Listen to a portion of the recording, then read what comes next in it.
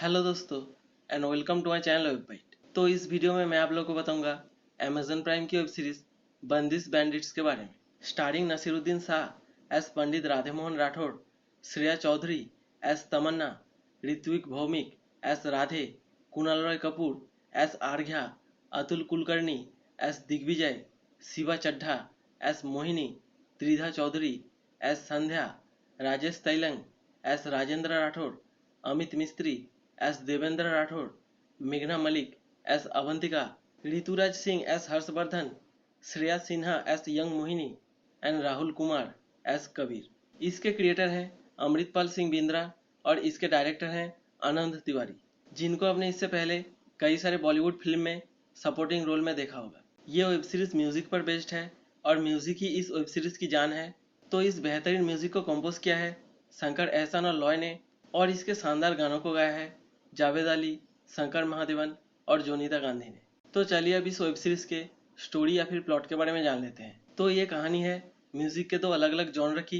एक है classical music जो पूरी तरह से एक सिंगर की आवाज़ की मिठास और उसके वॉइस पर बेस्ड है, और दूसरी तरफ है पॉप म्यूजिक या फिर मॉडर्न डे म्यूजिक जो पूरी तरह से ऑटो ट्यून, पब्लिसिटी और छोटे छोटे कपड़ों के ऊपर बेस्ड है। तो नसीरुद्दीन शाह उर्फ पंडित राधे मोहन राठौड़ राजस्थान के जोधपुर के एक बहुत ही बड़े संगीत सम्राट हैं, और उनका पोता है ऋत्विक भौमिक उर्फ राधे। अब राधे का जिंदगी में बस एक ही सपना है कि एक दिन वो अपने दादाजी की तरह शास्त्रीय संगीत का एक बहुत बड़ा कलाकार बने, ताकि वो अपने परिवार की और अपने दादाजी की नाम रोशन कर सके और उनका उत्तराधिकारी बन सके। इससे पहले नसीरुद्दीन शाह उर्फ पंडित जी के दोनों बेटे ने भी ये कोशिश किया था, लेकिन उन दोनों में से कोई भी उनकी उम्मीद या फिर अपेक्षा को पूरा नहीं कर पाया, क्योंकि उनके हिसाब से संगीत कोई पेशा या फिर बेचने की चीज़ नहीं है, बल्कि संगीत एक साधना है जिसे पूरा कर पाना सबकी बस की बात नहीं है। अब यहाँ पर काले नीले बाल, फटी हुई जीन्स और सिगरेट फूंकते फूंकते एंट्री होती है हमारी हीरोइन श्रेया चौधरी उर्फ तमन्ना की, जो कि असल में एक ऑटोट्यून सिंगर है और वो यूट्यूब या फिर सोशल मीडिया पर काफ़ी फेमस हैं उनके गाने या फिर उनके वॉइस के लिए नहीं, बल्कि उनके छोटे छोटे कपड़े और उनके हॉटनेस के लिए। और उनके एजेंट या फिर मैनेजर हैं कुणाल रॉय कपूर उर्फ आर्घ्या। अब श्रेया चौधरी उर्फ तमन्ना एक नए गाने के लिए अपने होम टाउन जोधपुर में आती हैं, और वहाँ पर एक म्यूजिक कॉन्सर्ट के दौरान ऋतिक भौमिक उर्फ राधे उनको पहली बार देखता है। अब तमन्ना की दमदार परफॉर्मेंस और उसकी हॉटनेस को देखकर हमारा सीधा साधा हीरो राधे पूरी तरह से पिघल जाता है और वो मन ही मन तमन्ना को पसंद करने लगता है। अब कॉन्सर्ट खत्म होने के बाद एक बैकस्टेज इंटरेक्शन के दौरान तमन्ना और राधे पहली बार एक दूसरे से मिलते हैं। शुरू में तो तमन्ना राधे का मजाक उड़ाती हैं, लेकिन जब वो उनकी आवाज़ सुनती हैं वो पूरी तरह से दंग रह जाती हैं और वो राधे को उनके साथ एक सॉन्ग में कोलैबोरेशन करने के लिए बोलती हैं। तो राधे बोलता है कि उनके घर में ये सब अलाउड नहीं है, क्योंकि उनके दादाजी के हिसाब से संगीत कोई बेचने की चीज़ नहीं है। तो अगर वो उनके साथ गाएगा तो उनके दादाजी उन्हें संगीत सिखाना बंद कर देंगे और उन्हें घर से निकाल देंगे। इसी बीच राधे को पता चलता है कि उनके पिताजी ने एक म्यूजिक स्कूल बनाने के लिए उन लोगों का घर और जायदाद गिरवी रख के 1.5 करोड़ का लोन लिया था, जिसे एक बिल्डर लेके भाग गया है। तो वो लोग अगर टाइम पे लोन नहीं चुका पाए तो बैंक उन लोगों के घर को जब्त कर लेगा। तो वो पैसे के खातिर तमन्ना के साथ एक गाना करने के लिए तैयार हो जाता है। अब इस गाने को बनाते वक्त ये दोनों एक दूसरे के करीब आते जाते हैं और इन दोनों में प्यार हो जाता है। अब ये सॉन्ग रिलीज हो जाने के बाद बहुत बड़ी हिट हो जाती है, तो सब लोग राधे की आवाज़ की तारीफ करने लगते हैं। वही दूसरी तरफ तमन्ना की आवाज़ को बेकार बोलने लगते हैं, और तमन्ना राधे को बोलती है कि बचपन से ही उनका बस एक ही सपना है, और वो है अपने आइडल और international pop sensation queen Ellie के साथ एक कोलैबोरेशन करना। लेकिन ना ही उनकी सिंगिंग उतनी अच्छी है और ना ही वो म्यूज़िक के बिना खुले आवाज़ में लाइव गा सकती हैं, तो उनको नहीं लगता कि उनका ये सपना कभी पूरा हो पाएगा। तो राधे तमन्ना को सिंगिंग सिखाने लगता है और उनकी आवाज़ को और भी बेहतर बनाने में हेल्प करता है। इधर राधे के दादाजी उनसे पूछे बिना उनकी शादी बेल्जियम से आई हुई त्रिधा चौधरी उर्फ संध्या से तय कर देते हैं।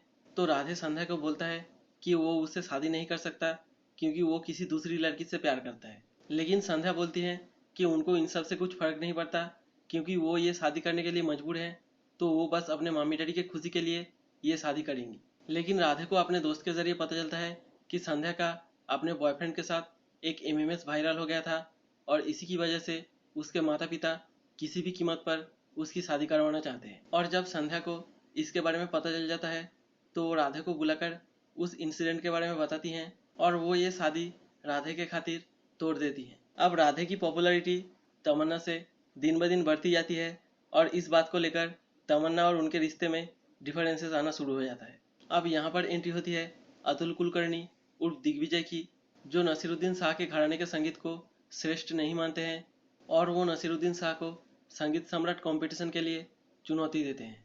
अब राधे को यह पता चलता है कि अतुल कुलकर्णी उर्फ दिग्विजय नसीरुद्दीन शाह की बेटे हैं और उनके शिष्य भी रह चुके हैं। नसीरुद्दीन शाह ने दो शादी की थी और उनकी पहली बीवी बीकानेर से थी और उन दोनों का ही बेटा है अतुल कुलकर्णी उर्फ दिग्विजय।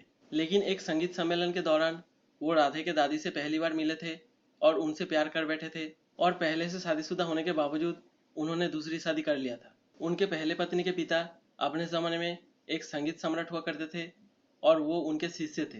तो वो जब नसीरुद्दीन शाह को अपने दूसरी बीवी को छोड़ने के लिए और वो अपने बीकानेरी घराने के संगीत को अपनाने के लिए और उसका उत्तराधिकारी बनाने के लिए बोले, तो नसीरुद्दीन शाह अपने पहली बीवी और बच्चे को बीकानेर में छोड़कर जोधपुर चले आए और यहाँ अपने दूसरे बीवी के साथ रहने लगे और यहाँ अपना खुद का राठौड़ घराने का संगीत का स्थापना किया।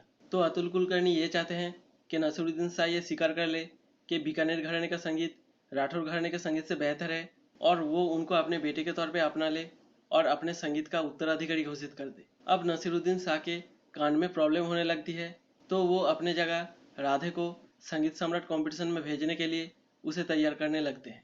अब एक दिन अतुल कुलकर्णी तमन्ना और राधे की म्यूजिक वीडियो से राधे की आवाज़ को पहचान लेता है और उसे जाकर नसीरुद्दीन शाह को दिखा देता है। अब नसीरुद्दीन शाह संगीत को बेचने के सख्त खिलाफ है तो वो राधे के ऊपर गुस्सा हो जाते हैं और उसे संगीत सिखाना बंद कर देते हैं। अब यहाँ पर राधे की माँ शिवा चड्डा उर्फ मोहिनी उनको संगीत सिखाने लगती हैं क्योंकि उन्होंने ही 16 साल पहले आखिरी बार नसीरुद्दीन शाह को एक म्यूजिक कंपटीशन में हराया था। लेकिन उसके बाद नसीरुद्दीन शाह ने अपने बड़े बेटे के साथ उनकी शादी करवा दी और उनका गाना पूरी तरह से बंद कर दिया क्योंकि वो नहीं चाहते थे कि उनसे अच्छा कोई सिंगर पूरे राजस्थान में और दूसरा कोई हो। और इसके लिए जब नसीरुद्दीन शाह शिवा चड्डा से माफ़ी मांगते हैं तो ये सीन बहुत ही इमोशनल है और ये आप सबको रुला देगी। अब आखिर में राधे और तमन्ना की लव स्टोरी का क्या होता है? क्या राधे के दादाजी उसे फिर से अपना लेते हैं और आखिर में संगीत सम्राट का कंपटीशन आखिर कौन जीतता है या फिर कैसे जीतता है, ये सब जानने के लिए आपको वेब सीरीज देखनी पड़ेगी। तो दोस्तों, ये वेब सीरीज हिंदुस्तान के क्लासिकल संगीत पर बेस्ड एक बहुत ही बढ़िया म्यूजिकल ड्रामा है जिसे देखने का एक्सपीरियंस किसी फिल्म से कम नहीं है। अब हालांकि इसकी स्टोरी आपको थोड़ा बहुत जानी पहचानी सी या फिर प्रेडिक्टेबल लगेगी, लेकिन इसके बावजूद बहुत ही बढ़िया डायरेक्शन, इसके सभी कलाकारों की एक से बढ़कर एक बहुत ही बढ़िया एक्टिंग और इसके लीड एक्टर एंड एक्ट्रेस की धमाकेदार केमिस्ट्री की वजह से ये वेब सीरीज देखने में बहुत ही बेहतरीन लगता है। श्रेया चौधरी और ऋतिक भौमिक ये दोनों ही एकदम नए कलाकार हैं और उस हिसाब से इन दोनों ने जो बेहतरीन काम किया है वो काबिले तारीफ है।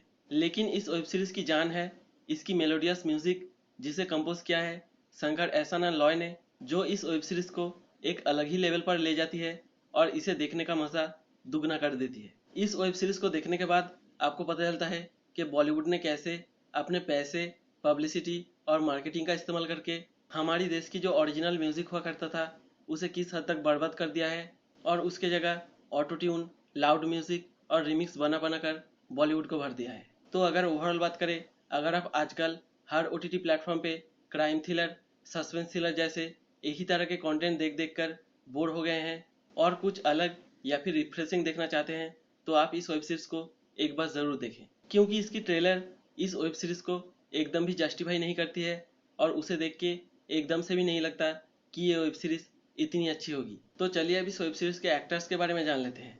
तो पहले बात करते हैं ऋत्विक भौमिक के बारे में, जिन्होंने राधे राठौड़ का किरदार निभाया है। उनका जिंदगी में बस एक ही सपना है कि वो अपने दादाजी की तरह शास्त्रीय संगीत का एक बहुत बड़ा कलाकार बने और इसके लिए उनको चाहे जो भी करना पड़े वो सब कुछ करने के लिए तैयार है। उन्होंने अपने क्लासिकल सिंगर के किरदार को बहुत ही अच्छी तरीके से निभाया है और हालांकि ये सारे गाने प्लेबैक सिंगरों ने गाए हैं, लेकिन उसके बावजूद वो जब स्क्रीन पे गाते हैं तो उनका गाने का स्टाइल और एक्सप्रेशन इतना अच्छा है कि देख के लगता है कि उन्होंने ये सारे गाने खुद ही गाए हैं। और वैसे तो वो एक सीधे साधे और भोले भाले टाइप के लड़के हैं, लेकिन वो जब तमन्ना से मिलते हैं तो उनकी खूबसूरती और हॉटनेस को देखकर उनके प्यार में पड़ जाते हैं। तो इससे पता चलता है कि गांव का लड़का हो या फिर शहर का, सीधा साधा हो या फिर आवारा, सबको तो बस हॉट लड़कियां ही पसंद आती हैं। उसके बाद श्रेया चौधरी, जिन्होंने तमन्ना का किरदार निभाया है, वो इस वेब सीरीज में एक सोशल मीडिया सिंगर या फिर यूट्यूब सिंगर बनी है, जिनको सिंगिंग छोड़ के बाकी सब कुछ आता है। उनका परफॉर्मेंस इस वेब सीरीज में बहुत ही अच्छा है और उन्होंने अपने एक मॉडर्न, इंडिपेंडेंट और मस्ती से भरी हुई लड़की के किरदार को बहुत ही बखूबी से निभाया है। वो इस वेब सीरीज में काफ़ी हॉट और खूबसूरत लगती हैं और उनके और राधा के बीच की जो दमदार केमिस्ट्री और नोकझोंक दिखाया गया है, वही इस वेब सीरीज के सबसे खास बातों में से एक है। उसके बाद नसीरुद्दीन शाह, जिन्होंने पंडित राधे मोहन राठौड़ का किरदार निभाया है। अब सबको पता है कि वो एक बहुत ही बेहतरीन एक्टर हैं। ऐसा लगता है कि ये रोल उनके लिए ही लिखा गया था और शायद ही उनके जगह दूसरा कोई इस रोल को निभा पाता। और सबसे इम्पोर्टेंट बात, उनके सामने भूलकर भी कभी फॉल्सेटो में मत गाना, नहीं तो तुम्हारी खैर नहीं। क्योंकि शास्त्रीय संगीत में फॉल्सेटो में गाना पाप है और फॉल्सेटो में वही लोग गाया करते हैं जो अपने खुद के आवाज़ में ऊंचे सुर नहीं लगा पाते। उसके बाद अतुल कुलकर्णी, शिवा चड्ढा एंड अमित मिस्त्री, इन तीनों का भी परफॉर्मेंस एक से बढ़कर एक है और इस वेब सीरीज के बाकी एक्टर्स ने भी अपने अपने रोल को बहुत ही अच्छी तरीके से निभाया है। तो दोस्तों, ये थी अमेजन प्राइम की वेब सीरीज बंदिश बैंडिट्स के सारे डिटेल्स। और अगर आपने इस वेब सीरीज को देखा है तो आपकी इसके बारे में क्या राय है, वो कमेंट सेक्शन में ज़रूर बताएं। और इस वीडियो को देखने के लिए सभी को धन्यवाद।